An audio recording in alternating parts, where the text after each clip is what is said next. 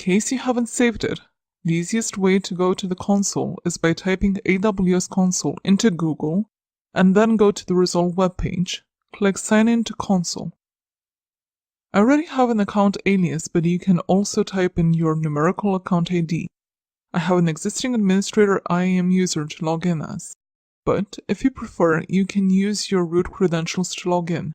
Now, I am entering the MFA token linked to my existing user to better protect my account.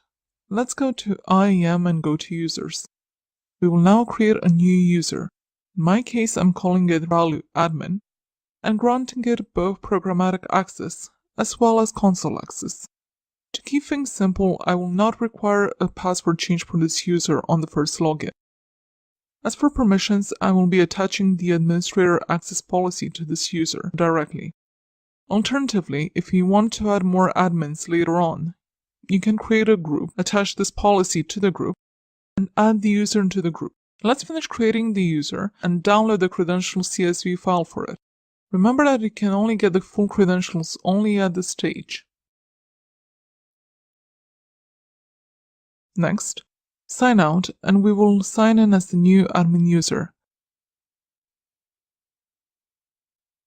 I have opened up the credentials file into my code editor and I'm copying the password.